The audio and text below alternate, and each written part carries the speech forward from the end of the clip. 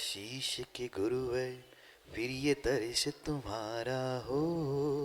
ऐसा दो आशीष के गुरुवर फिर ये तरस तुम्हारा हो। जब भी दर्श हो मेरे गुरुवर सिर पर हाथ तुम्हारा हो, सिर पर हाथ तुम्हारा हो। बोलो आचार्य भगवान गुरुवर श्री विशुद्ध सागर जी महाराज की जय। पंच परमेष्ठी भगवान की जय। मुनि श्री सुप्रभ सागर जी महाराज की जय। मुनि श्री प्रणत सागर जी महाराज की जय।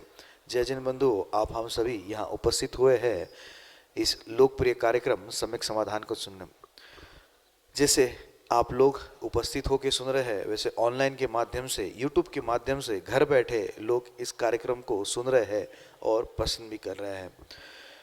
जो ये सम्यक समाधान कार्यक्रम है, ये कार्यक्रम एक ऐसा कार्यकारी उपाय साबित हो रहा है जिसके माध्यम से आपके मन में उठने वाले विकल्प, जिज्ञासाएं, समाधान के हम मुनिषी के मुखारविंद से प्राप्त कर रहे हैं।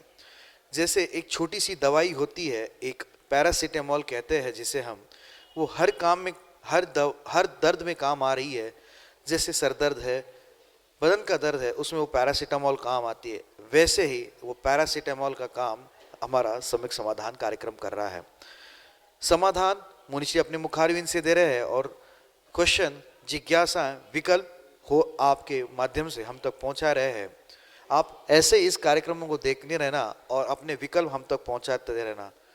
चलिए शुरुआत करते हैं उस अद्भुत कार्यक्रम की ओर। मैं मुनिषी के चरणों में बारंबार नमोस्तु करते हुए मुनिषी प्रणत सागर जी महाराज जी से यह निवेदन करता हूं कि हे स्वामी, आज के कार्यक्रम को गति प्रदान करते हुए संचालित करें। नमोस्तु नमोस्तु नमोस्तु। नमो हरिहंताणं नमो सिद्धाणं नमो आयरीयणं नमो अच्छायाणं नमो लोय सब साहुणं। पंच परमेष्ठी भगवान की, देवादिदेव 1008 भगवान शांतिनाथ स्वामी की, परम पूज्य आचार्य भगवंत गुरुवर विशुद्ध सागर जी मुनि महाराज की, परम पूज्य मुनि श्री सुप्रभ सागर जी महाराज जी की।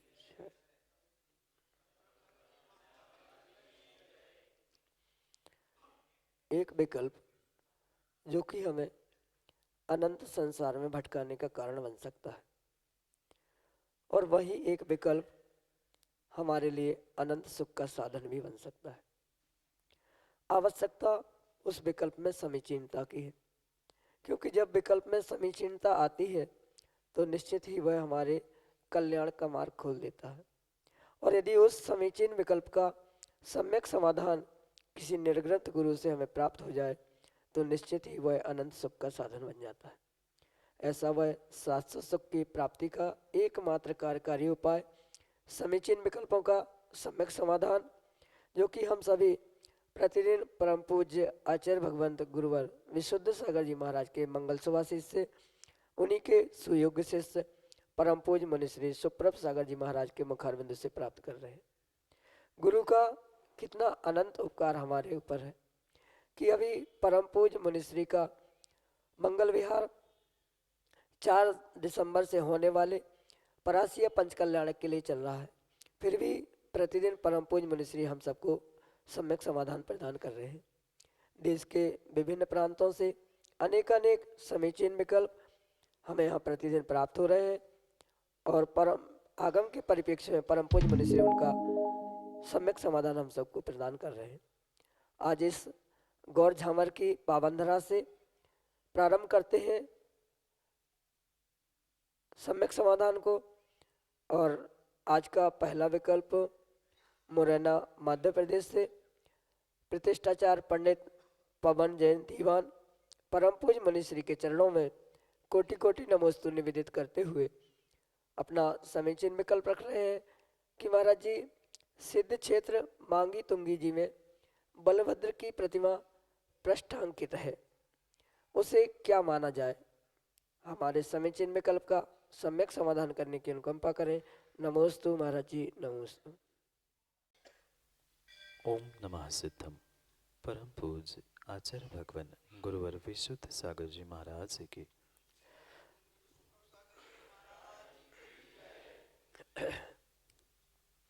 जो मांगीतुंगी में बलभद्र की प्रतिमा पृष्ठांकित देखने में मिलती है, उसके पीछे कुछ कथानक होने से उस कथा का बोध कराने के लिए वहाँ उस प्रकार की प्रतिमा विराजमान की गई है।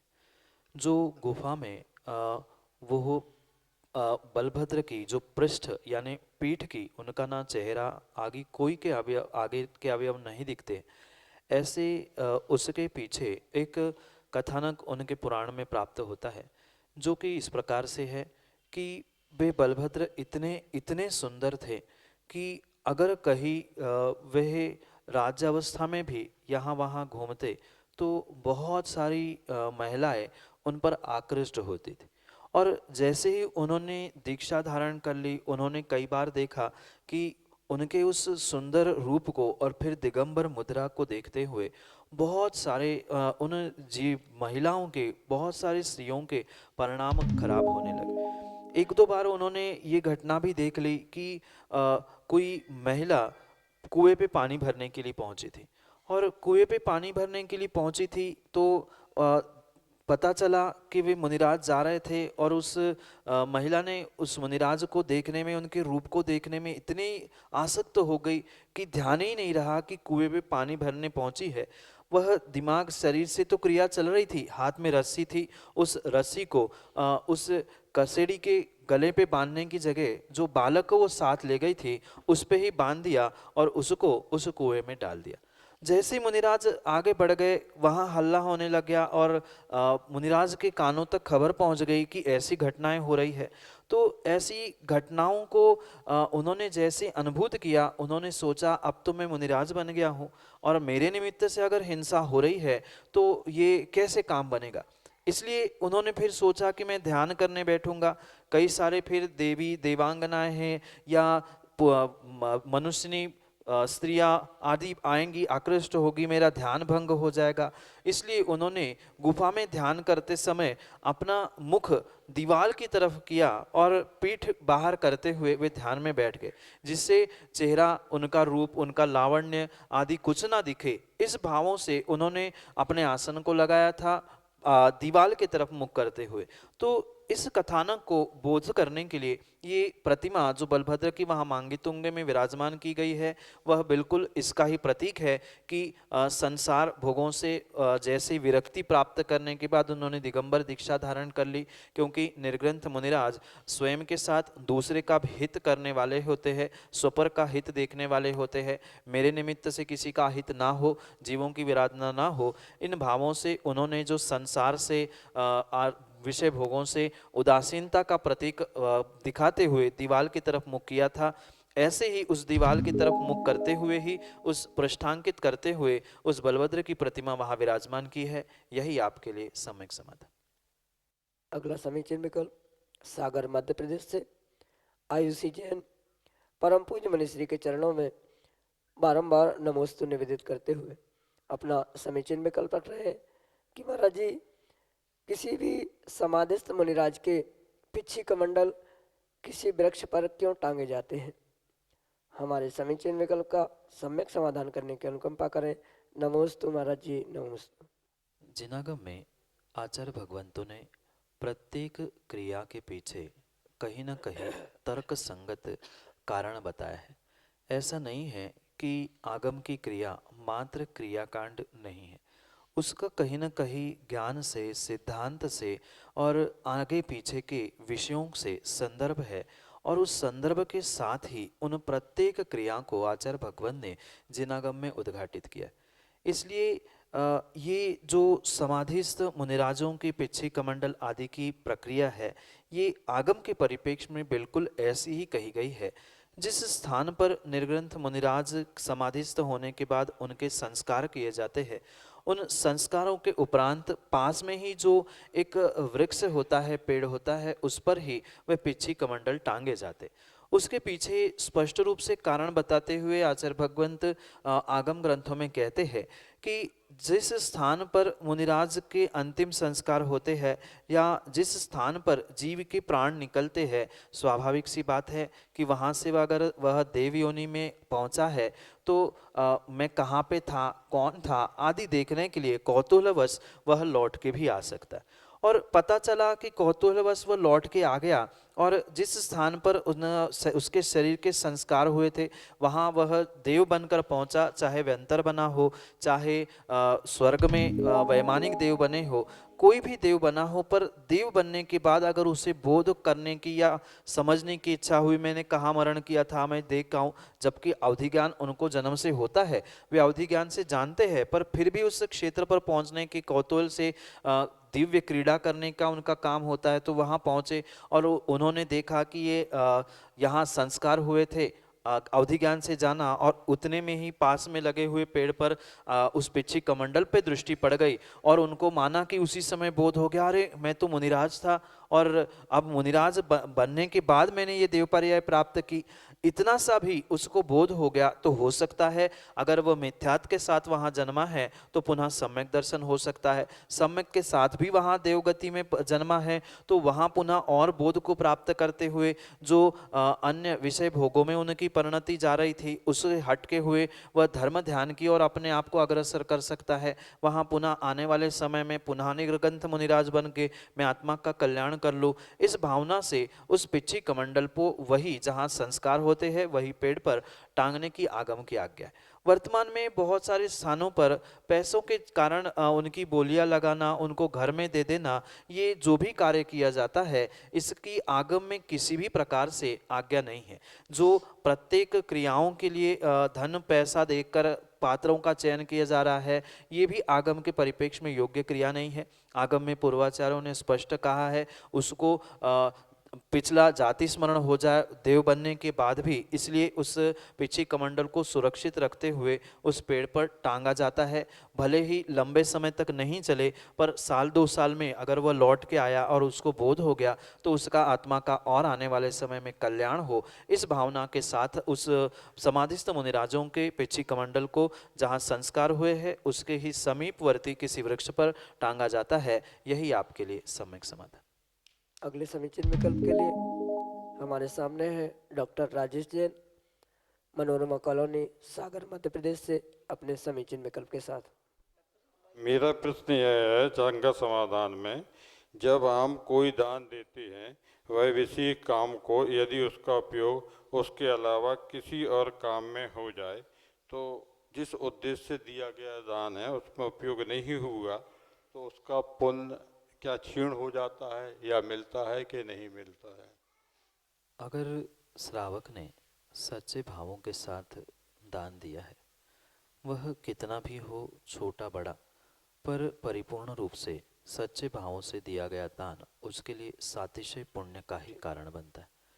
और ये भी समझने की परम आवश्यकता है कि जिस उद्देश्य से दान दिया है उस उद्देश्य से ही उसका प्रयोग जिनको दिया है उनको करने की आवश्यकता है। क्योंकि आपने अपना दान दे दिया है और आपका उद्देश्य दान देने से था, भले ही आपने किसी अन्य कारण से दिया था और प्रयोग करने वाले ने उस दान का कहीं अन्यत्र प्रयोग कर दिया। कथनचित कुछ अंशों में जो धन जिस प्रकार से आया होता है या जिस प्रकार से धन को प्राप्त किया जाता है, कथनचित उसी प्रकार से उसका व्यय भी हुआ करता है। और इस अपेक्षा से अगर हम समझे यथार्थ सत्य को तो कहीं ना कहीं कुछ अंशों में द्रव्य कमाने वाले यानी धन कमाने वाले का भी तदजन्य कुछ ना कुछ कर्मों का उदय कह दो या उसका वैसा उस धन के साथ व्यय के साथ संबंध था, इसलिए आपका ही धन, क्योंकि उस स्थान पर बहुत सारे जीवों ने दान दिया होगा आपके साथ साथ, पर बहुत सारे जीवों का भी उसमें से सही स्थान पे लगा हो। प्रश्न ये हो सकता है कि आपका ही धन अपव्यय रूप या दूसरे स्थान में क्यों लगा, क्योंकि जो धन कमाते समय जीव के परिणाम होते हैं, धन कमाते समय जिस प्रकार से उसने धन कमाया है उस प्रकार से ही उसका व्यय होना स्वाभाविक है। जबकि दान बहुत सारे लोगों ने दिया था पर कुछ जीवों का सही स्थान पे लगा और कुछ जीवों का सही स्थान पे नहीं लगा।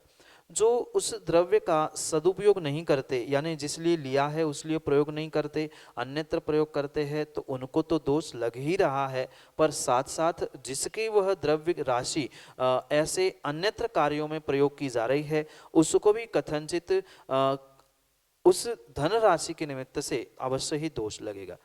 पर अगर दूसरी अपेक्षा से हम समझे तो हमने उसको दे दिया है, हमारे लिए तो निर्माल्य हो चुका, अब उसका प्रयोग सामने वाला किस प्रकार से कर रहा है परिपूर्ण रूप से, उसको उसका दोष तो लगेगा ही लगेगा, क्योंकि हमने उसको छोड़ दिया।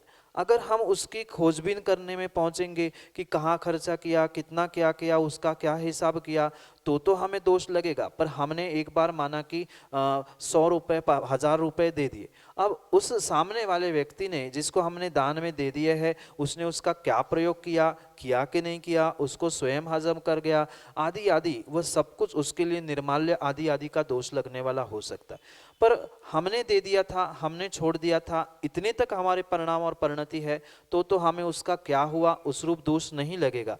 पर उस धन राशि का हमने किंचित भी बोध हो गया कि उसका किसी ने अपव्यय किया है या हमने खोजबीन की है, तो कहीं ना कहीं उसका हमें अवश्य ही दोष लगेगा, क्योंकि हमने उस राशि को दिया है और हमारी ही राशि का वैसा दुरुपयोग किया गया है। ये कहीं ना कहीं दान देते समय हमारे भाव कैसे थे, या उस द्रव्य को धन को कमाते समय हमारे कैसे भाव, हमारी कैसी परिणाम परिणति थी, उस पर भी वे कथनचित निर्भर करता है। क्योंकि सर्वथा कोई भी बात कहना जिनागम के योग्य नहीं हो सकती है, इसलिए कथनचित दोनों प्रकार से हमें समझने की आवश्यकता है। हमारी ही दान राशि थी, हमने ही द्रव्य को दिया था, अगर हमने किसी जीव का शोषण करते हुए, पीड़ित करते हुए उस राशि को कमाया और उसको दान में दिया है, तो वह स्वाभाविक सी बात थी कि वह सही स्थान पे ना लगते हुए उसका दुरुपयोग ही होता। ये कहीं ना कहीं कर्मों के साथ इसका जुड़ाव होने से वह उसके निमित्त से कुछ अंशों में दान दिया था, इसलिए पुण्य भी लगेगा, पर दुरुपयोग भी हुआ उसलिए पाप भी लगेगा। तो जब जहाँ जैसे परिणाम परिणति होगी उस हिसाब से हमें उसको यथार्थ निर्णय करते हुए उसके विषय में समझना होगा। यही आपके लिए सम्यक समझ। अगले समीचीन विकल्प के लिए गौर झामर मध्य प्रदेश से हमारे सामने है निर्मल कुमार जैन। नमोस्तु गुरुदेव, नमोस्तु। अभी आपने जो सम्यक समाधान दिया उसी से संबंधित एक प्रश्न मेरे मन में तुरंत आया है, उसका समाधान चाहूँगा, और जो मूल प्रश्न है उसको मैं बाद में रखता हूँ। गुरुदेव, मंदिर निर्माण में, धर्मशाला निर्माण में या धर्मायतनों के निर्माण में जो राशि आती है, और जैसा आपने बताया हमने वो कहीं की कहीं कथनचित खर्च कर दी। दोस्तों, आपने जैसा बताया है और सत्य है कि लगेगा, हमें भी लगेगा, क्योंकि खर्च हमारे हाथों से हुआ है। तो गुरुदेव, इसके पश्चाताप का क्या उपाय क्या है, हमें क्या इस संबंध में करना चाहिए? निर्मल जी, अपने गलती का एहसास होना ये सबसे पहला पश्चाताप होता है। बहुत सारे जीवों को गलती करने के बाद भी अपने गलती का एहसास नहीं होता। हमने अपनी गलती का एहसास कर लिया, यही सबसे बड़ी और सबसे प्राथमिक अवस्था का पश्चाताप प्रायश्चित रूप हम समझ सकते। पर मात्र इतने से आपके दोष या जो कर्म का आश्रव आदि हुआ है वह दूर होने वाला नहीं है। उसके लिए परिपूर्ण रूप से पश्चाताप के भावों से युक्त होते हुए किसी निर्ग्रंथ गुरु के सामने, दिगंबराचार्य के सामने पहुंचकर आलोचना से युक्त होते हुए अपने दोषों का कथन करने की आवश्यकता है। और गुरु से आलोचना करते हुए जो गुरु प्रायश्चित प्रदान करे, उस प्रायश्चित को अगर हम ग्रहण करेंगे और पूर्ण करने का प्रयास करेंगे, पूर्ण करेंगे, तो नियम से इस दोषों से बच सकते। क्योंकि सामूहिक रूप से प्रायश्चित दिया नहीं जा सकता है, और प्रायश्चित देने के लिए भी उत्तराधिकारी या अधिकारी विशेष रूप से कहे गए हैं। तो आप किसी निर्ग्रंथ गुरु महाराज दिगंबराचार्य के पास पहुंचकर अपने दोषों की आलोचना करते हुए उनसे प्रायश्चित ग्रहण करके उसे पूर्ण करें, आपके सभी दोष निर्दोष हो सकते हैं। यही आपके लिए सम्यक समझ। अगले समीचीन विकल्प के लिए सिद्धार्थ जैन, गौर झामर मध्य प्रदेश से हमारे सामने। के चरणों में नमोस्तु। मुनिश्री, समीचीन विकल्प है कि लोग कहते हैं कि जब काल लब्धि आएगी तो हम ये कर लेंगे, हम वो कर लेंगे। काल लब्धि होती क्या है, इसका समाधान करें। नमोस्तु मुनिश्री। बहुत अच्छा प्रश्न है। ये काल लब्धि कोई ऐसी वस्तु नहीं है कि किसी बाजार दुकान से लेके खरीद के ले आए, या कोई ऐसा जादू टोना नहीं है कि अपने आप हो जाएगी, अपने आप मिल जाएगी। ऐसी ये कोई भी काल लब्धि नाम की बला नहीं है। वस्तु के या कार्य की सिद्धि के लिए जब कुछ समवाय या कुछ घटकों फैक्टर्स की आवश्यकता होती है, उनमें से ये काल लब्धि एक घटक है, एक आवश्यक उसका एक अंग है जिसके द्वारा किसी भी कार्य की सिद्धि होती है। जैसे भाग्य और पुरुषार्थ आवश्यक होता है, ऐसे ही होनहार और काल लब्धि भी उस कार्य की सिद्धि के लिए परम परम आवश्यक होता है। तो ये काल लब्धि हाथ पर हाथ धरे रहने से नहीं मिलती है, या कोई व्यक्ति, बहुत सारे जीव जो कहते हैं जब काल लब्धि आएगी तो हम दीक्षा ले लेंगे, काल लब्धि आएगी तो आत्मा का कल्याण हो जाएगा।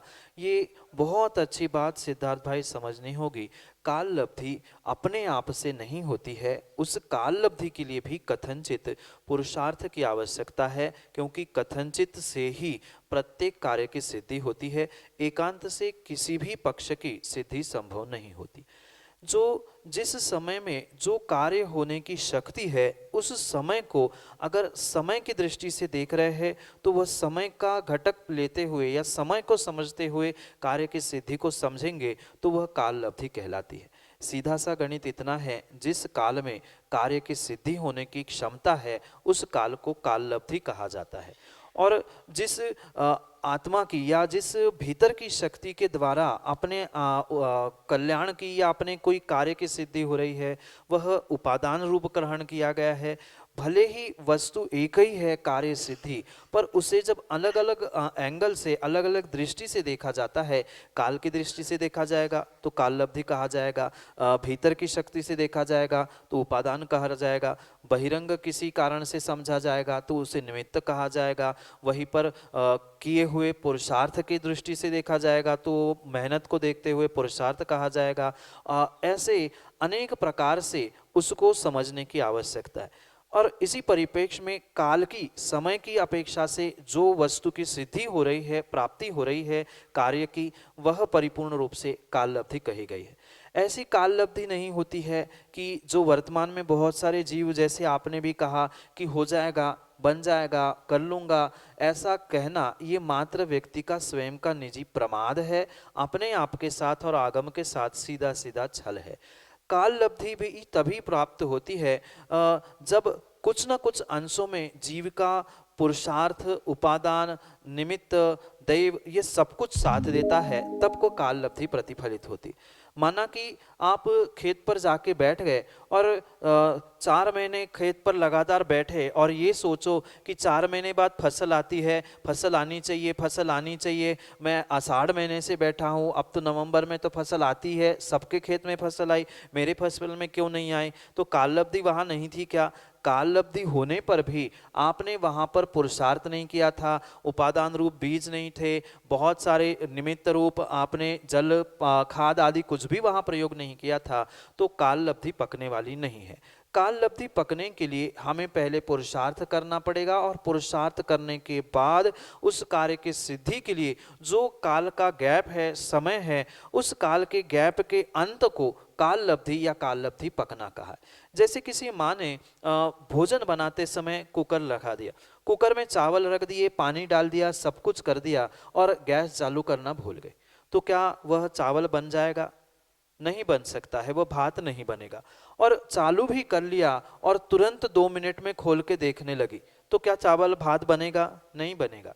उसके लिए जो 15-20 मिनट का समय देने के बाद, जो 20 मिनट बाद उस भात, चावल का जो भात बना था, उस चावल को पकने के लिए जो 15 मिनट 20 मिनट का समय दिया था, उसका जो अंतिम समय है, उस समय को कहा जाएगा कि हाँ, अब काल लब्धि आई है। ऐसे ही प्रत्येक कार्य के साथ, चाहे आत्मा से परमात्मा बनने की स्थिति हो या सांसारिक लौकिक किसी भी कार्य की सिद्धि, जब काल लब्धि पर कहे जाएंगे तो वह काल का अंतिम समय, जिस समय पर वह कार्य की सिद्धि होती है, वही समय काल लब्धि है, अन्य नहीं, अन्यथा नहीं। यही आपके लिए समय समाधान। अगले समीचीन विकल्प के लिए शरद जैन गौरज हमारे मध्य प्रदेश से हमारे सामने। नमोस्तु गुरुदेव, नमोस्तु गुरुदेव, नमोस्तु गुरुदेव। गुरुदेव, मेरा प्रश्न यह है कि हम गृहस्थ लोग सम्यक दर्शन को कैसे प्राप्त करें, या सम्यक दर्शन को प्राप्त करने के लिए हमें क्या करना चाहिए? नमोस्तु महाराज, नमोस्तु महाराज। आचार्य भगवान पूज्यपाद स्वामी ग्रंथराज सर्वार्थ सिद्धि में तत्वार्थ सूत्र की टीका देते हुए स्पष्ट रूप से मनुष्य पर्याय में सम्यक दर्शन की उपलब्धि के लिए 4 बहिरंग साधन बताते हैं। जहाँ देव दर्शन पहला मुख्य कारण कहा, दूसरा कारण बताते हुए आचार्य भगवान कहते हैं जिन श्रुत देशना श्रवण। देशना श्रवण यानी निर्ग्रंथ गुरु के उपदेश जो कि आगम के परिप्रेक्ष्य में है, उनको सुनने से भी सम्यक दर्शन की प्राप्ति हो सकती है।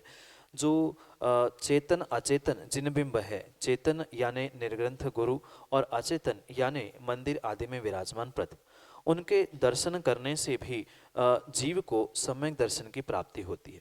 उसके साथ में जाति स्मरण को भी आचार्य भगवान ग्रहण करते हैं। अगर पिछली पर्याय का कुछ जाति स्मरण हुआ कि मैंने मनुष्य पर्याय प्राप्त की, जैन कुल प्राप्त किया है, तो क्यों किया है? अगर इसका जाति स्मरण हो गया कि अच्छा मैंने धर्म का आलंबन लिया था, मैंने सम्यक को प्राप्त किया था, ऐसा अगर समीचीन बोध हो जाएगा तो भी वह जीव उस सम्यक दर्शन को प्राप्त कर सकता है। ये कहने का अभिप्राय इतना ही है कि जब आगम में आचार्य भगवंतों ने इनको निमित्त कहा ही है, तो इन निमित्तों को हम अनादि से तो प्राप्त करते आए हैं, पर वह मात्र बहिरंग रूप से प्राप्त करते आए। ये बहिरंग निमित्त जितने आवश्यक है उससे कई अधिक गुना अंतरंग निमित्त भी आवश्यक है। जैसे कर्मों का क्षय, क्षोक्षम, उपशम आदि अनेक अंतरंग कारण भी होते।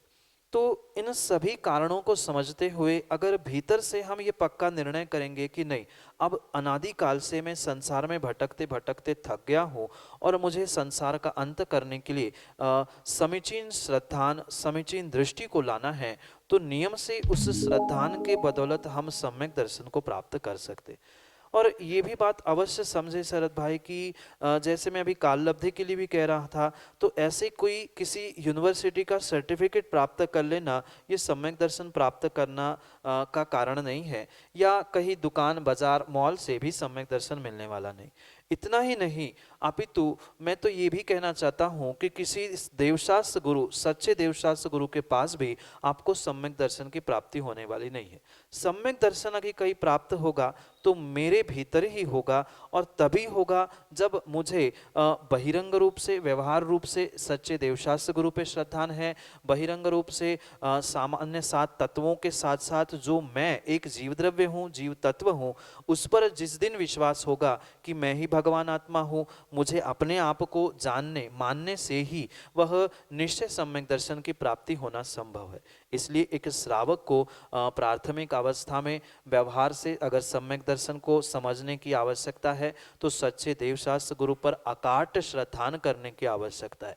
जैसे एक श्रावक को, एक बालक को अपने माँ पर विश्वास होता है, एक श्रावक को रोटी के टुकड़े पर विश्वास होता है, एक रोगी को दवाई पर, डॉक्टर पर विश्वास होता है, इसी प्रकार से अगर आपको, श्रावक को परिपूर्ण रूप से एक किसी भी प्रकार से सच्चे देवशास्त्र गुरु और अपने आप पर विश्वास है कि मैं जैन कुल में जन्मा हूँ, मैं बहुत कुछ कर सकता हूँ, मैं भगवान आत्मा हूँ, मैं सम्यक दर्शन प्राप्त कर सकता हूँ, अगर ऐसा विश्वास और श्रद्धान जैसे पुद्गल के टुकड़े रोटी पर, पैसों पर है, ऐसा अपने आप पर और सच्चे देवशास्त्र गुरु पर होगा तो नियम से आपको सम्यक दर्शन प्राप्त हो सकता है। इस श्रद्धान से ही जीव श्रद्धा सम्यक दर्शन को प्राप्त करेगा, पर श्रद्धान के पूर्व भी हमें तत्व का निर्णय करना आवश्यक है। जब तक तत्व का निर्णय नहीं है तब तक तत्व पर श्रद्धान नहीं है, और तत्वों को श्रद्धान नहीं है तो सम्यक दर्शन भी नहीं है। इसलिए सबसे पहले तत्वों का बोध होना आवश्यक है, तत्वों का ज्ञान होना आवश्यक है, तत्वों के ज्ञान के उपरांत तत्वों का निर्णय होगा, तत्वों पर श्रद्धान होगा, फिर सम्यक दर्शन होगा और फिर सम्यक ज्ञान होगा। पहले जानकारी रूप तत्वों का निर्णय, तत्वों का ज्ञान होना परम आवश्यक है। क्रम क्रम से उसे प्राप्त करते हुए श्रद्धा, श्रद्धा के द्वारा सम्यक दर्शन, ये बहिरंग रूप से, और कर्मों के क्षय, क्षोग, क्षम अंतरंग रूप से प्राप्त करते हुए एक श्रावक भी सम्यक दर्शन को प्राप्त कर सकता है। यही आपके लिए सम्यक समाधान। आप हम सभी सुन रहे थे लोकप्रिय कार्यक्रम सम्यक समाधान। प्रतिदिन यह कार्यक्रम सुप्रभुवाज यूट्यूब चैनल पे 5:13 पे प्रसारित होता है। सुप्रभुवाज यूट्यूब पे आप सर्च करिए, सब्सक्राइब करिए एवं बेल आइकन को प्रेस करिए ताकि इसके जो भी वीडियोज अपलोड होते हैं उसका आप लाभ घर बैठे ले सकते हैं। मुनिषी के अन्य प्रवचन जो चतुर्मास में हुए हैं उसके पूर्व में भी हुए हैं, शीतकालीन वाचना वगैरह के अन्य अनेक सामग्री एवं वीडियोस सुप्रभुवाज यूट्यूब चैनल पे अवेलेबल है। आप उसके माध्यम से मुनिषी के प्रवचन का लाभ ले सकते हैं। प्रतिदिन शाम को 7:40 पे जिनवा टीवी के माध्यम से मुनिषी के प्रवचन का प्रसारण होता है। आप सभी लोग जिनवा टीवी के माध्यम से अद्भुत ग्रंथ रत्नमाला ग्रंथ का स्वाध्याय कर सकते हैं।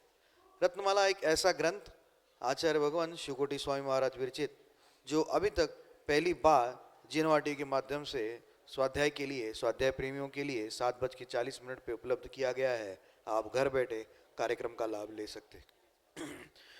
अगर आप सम्यक समाधान से जुड़ना चाहते हो, अगर आप इस कार्यक्रम के माध्यम से अपने विकल्प हम तक पहुंचाना चाहते हो तो हमारा व्हाट्सएप का नंबर नोट कर लिएगा 8707548811। जी नंबर मैं एक बार दोबारा दोहराता हूँ 8707548811। नीचे पट्टी पे स्क्रॉल पे भी यह नंबर चल रहा है, आप उसके माध्यम से भी हम तक संपर्क कर सकते हैं। अगर आप जीमेल के उपभोक्ता है तो samyak.samadhan@gmail.com इसके माध्यम से भी आप अपना विकल्प हम तक पहुंचा सकते हैं। आज के लिए इतना ही। ऐसे ही नवनवीन एवं अनुपम कार्यक्रम लेके हम आप तक पहुंचाएंगे। याद रहे सुप्रभुवाज यूट्यूब चैनल के माध्यम से आप ये कार्यक्रम देख रहे थे। सब्सक्राइब करना, लाइक करना एवं शेयर करना ना भूले। मुनिषी के चरणों में बारंबार नमोस्तु करते हुए आज के इस कार्यक्रम को यहीं पे विराम देते हैं। नमोस्तु नमोस्तु नमोस्तु।